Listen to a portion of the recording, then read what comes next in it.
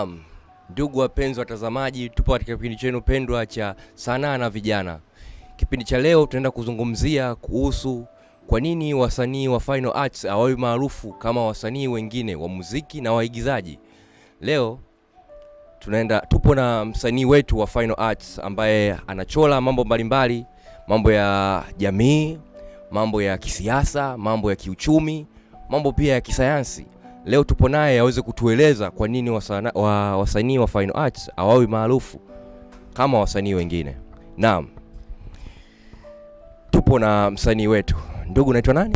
Ramadhani Fadhili Chidiaonga, ni mwanachuo kutoka Tasuba, chuo cha utamaduni hapo. Mimi nimejikita sana katika kozi ya Fine Arts ya uchoraji zaidi. Ndio hivyo. Sasa leo naomba utueleze kwa nini wasanii wa Fine Arts hawawi maarufu kama wasanii wengine waimba muziki au waigizaji. Na wanafanya kazi ndogo sana hawa wasanii wa uimbaji, wanaimba tu, wanaigiza, lakini wanakuwa maarufu kwa muda mrefu, wanakuwa maarufu kuliko nyinyi. Kwa nini? Sababu namba moja, unajua muziki, yani music inakuwa ina nguvu zaidi. Unaona? Yani ungicompare na sanaa ya uchoraji. Muziki unakuwa yani una speed zaidi katika social media, kwa mfano TikTok, Instagram, Facebook, Twitter kuliko uchoraji. Unaona?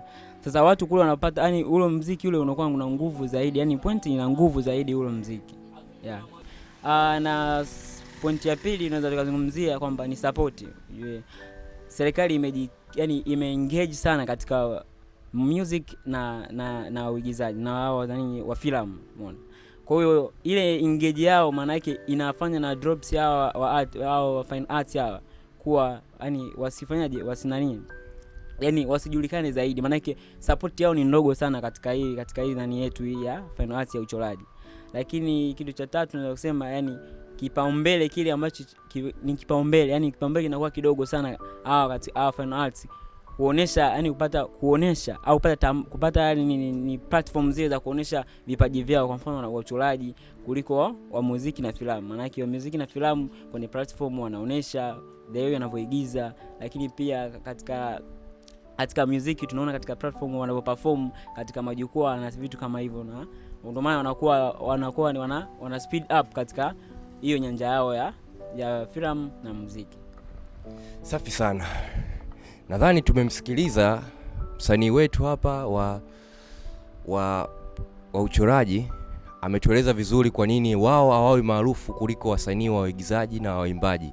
Sasa unataka serikali iwafanyie nini ili waweze kuwafanya nyinyi mwe maarufu, mjulikane na nchi mbalimbali?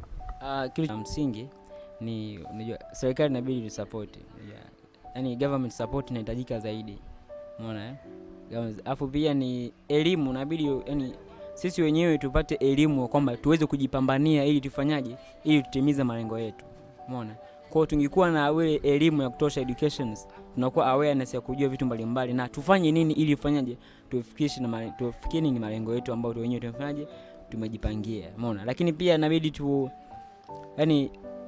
tupate kipaumbele ambacho tupate tupate kipaumbele ambacho tujionyeshe katika social media. Yaani vitu ambavyo tunavyofanya, talent yetu. Kwa mfano mimi nataka nachora picha yangu, umeona?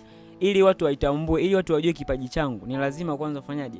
Waione picha yangu ili wapate nini? Ili niwaaminishe kwamba huyu jamaa anajua kuchora. Alafu kazi zinakuwa zinafanyaje? Zinakuja. Kwa hiyo inabidi ziende katika social media, hiyo kazi ambazo unazofanya zitambulike, maana ni social media inabidi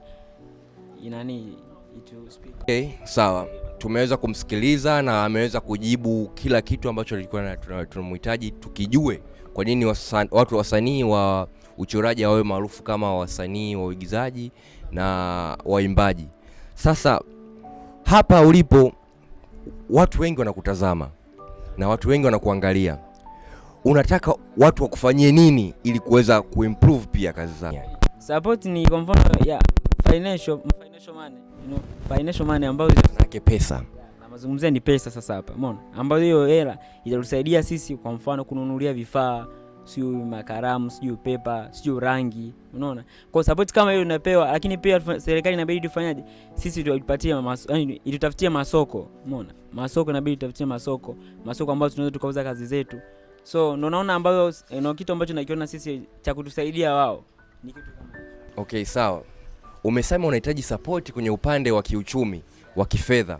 Sasa unajua hapa watu wengi wanakutazama na wengi wanataka kujua vitu ambavyo unavyofanyia kazi yani vina thamani ya kiasi gani, ili kuweza hata at least mwingine anaweza siwe na hela ya kutoa, lakini akawa akakununulia akakuletea hapo ulipo.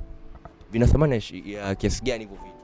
Yani thamani yani kivipi? Yani nizungumzie thamani kivipi kuvipata hivyo vitu? Labda kwa mfano nikitaka labda kwa mfano blush kwa mfano inauza kiasi fulani hivi fulani, yani unawatajia budget kwamba wanaweza kuelewa kwamba okay, kumbe uchoraji kwamba una thamani pia, kwamba ni gharama, kumbe tunavyochora hapa vitu hivi kama rangi zina gharama, vina kiasi fulani, vina nini, ili watu waweze kuelewa.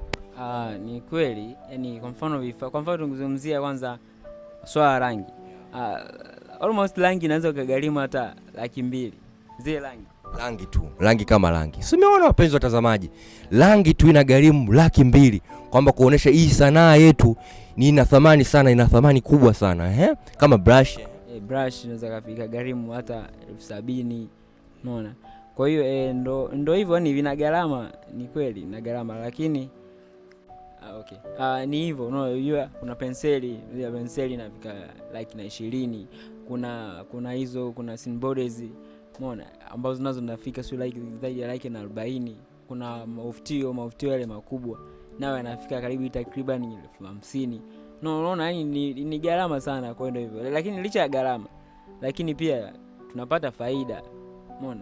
Picha moja unaweza kauza hata 300,000, picha ambayo umefanyaje, umechora vizuri ile, umeona, 300,000 na vitu kama hivyo. Unaweza hata serikali tunaweza tukachoree building structure, tunaweza kuchorea. Kwa hiyo ndio hivyo.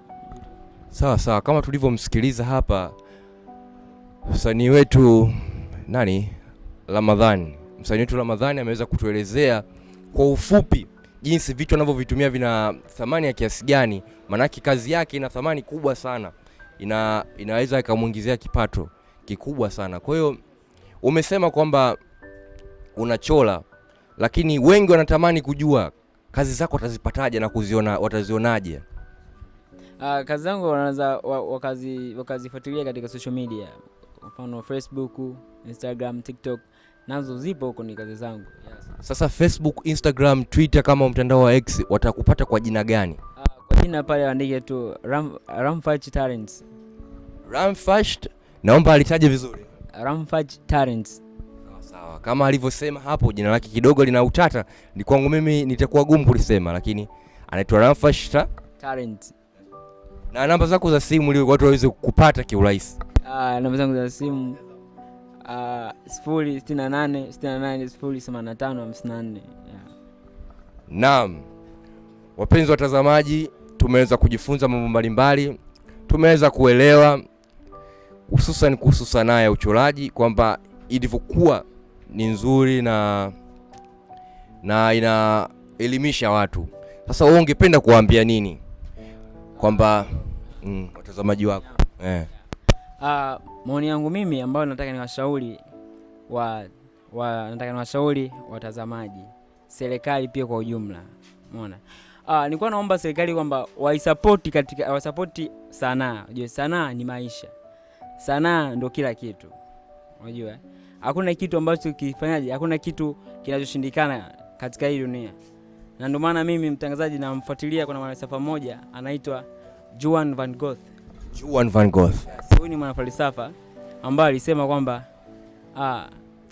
man must believe that incomprehensible can be comprehended, otherwise who did meditate upon it. Alimaanisha kwamba mwanadamu inabidi afikirie kitu kisichowezekana kinaweza kiwezekana, vinginevyo hajafikiria vizuri. Kwa hiyo sisi kama sisi au jamii inabidi wafikirie kwamba kitu chochote ambacho unaona kina ugumu, ujue fanyaje kuna wepesi ndani yake. Vinginevyo tujafikiria vizuri. Kwa hiyo na sisi naye jamii yetu, serikali yetu wanabidi wafanyaje kupitia motivation hii hapa, wanabidi wafanyaje watu support sisi watu wa sanaa, ili wafanyaje, ili tuendelee tufike mbali kama wenzetu huko walipofikia. Kwa mimi maoni yangu ni hayo tu kwa serikali, na ushauri wangu ni huo tu basi. Naam, kama msanii wetu Ramadhani alivyoongea kwamba amemsema na mfalsafa, kwamba amemuongelea mwanafalsafa kwamba ukitaka kujua kitu ni kukifanyia kazi. Short and clear, ni kukifanyia kazi. Na usibaki kuwa tu na ndoto, na ndoto yenyewe ifanyie kazi. Kwa hiyo cha msingi hapa katika hii sanaa ya uchoraji ni kufanya.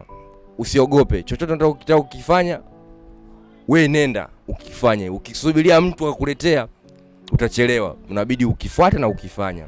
Naam, ndugu wapenzi watazamaji, hapo ndo tumefika tamati ya kipindi hichi cha sanaa na vijana, na nadhani umejifunza mambo mengi, na nadhani umeelewa mambo mengi kuhusu sanaa ya uchoraji, mambo yao na changamoto zao wanazozipitia. Naam, asante sana kwa kukaa chini na kuweza kutusikiliza sisi na kupoteza muda wako kwa kuweza kukaa na kusikia na kuelewa mambo ambayo tunaenda kuyazungumzia hapa. Asanteni kwa muda wako. Bye.